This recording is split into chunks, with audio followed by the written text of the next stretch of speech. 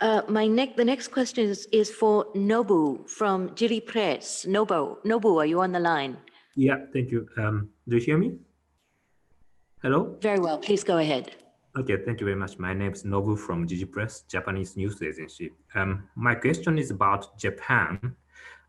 If you look at the official statistic of Japan, it's obvious that reported cases in Japan is much less than other big population countries. But there are some critics saying that the scope of tests carried out there is not enough. So the reality of the infection is not reflected in the official statistic.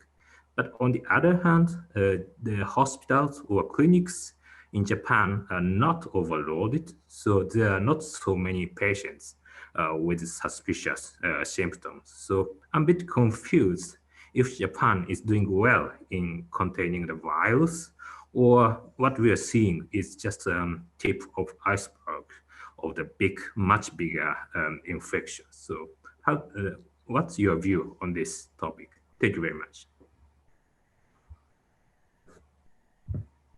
So I can start with that. So what we know, I just touched my face. I shouldn't touch my face. What we know works in countries is countries' aggressive actions in terms of finding cases, testing those cases, isolating those cases, treating them, and making sure that there is comprehensive contact tracing. And we have seen that in Japan, and we've seen that in a number of countries. We know that when contacts are identified, if they are quarantined and then followed so that they are tested if they develop symptoms, we know that that is a very effective way in which we can prevent onward transmission. We know that mobilizing your population and getting your population to be involved in this response, performing all of these actions of personal measures and hand hygiene and respiratory etiquette, staying home when necessary. We know that that works.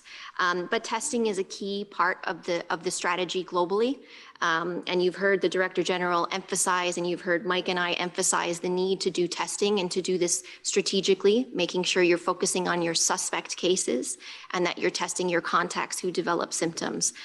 These are fundamental actions that need to be part of a comprehensive approach all countries need to take to tackle this virus. And we have seen in several countries the effectiveness of these measures in terms of a reduction in cases. We've also seen in a number of countries, they're looking for additional cases through existing respiratory disease systems. For example, looking at their ILI or their influenza-like illness surveillance systems that have been established for influenza. Several countries are looking at those individuals who have respiratory disease who show up through those surveillance systems to test for COVID-19 to see if the virus is circulating. And we're gaining good insight from those countries to find out how many of those are positive. And it seems to be low in several countries that are doing this. So it's a comprehensive approach that we need all countries to take, outlining through testing, case identification, contact tracing, making sure these public health measures, these physical distancing measures, strong government leadership, and all of government approach have been successful in reducing transmission in several countries.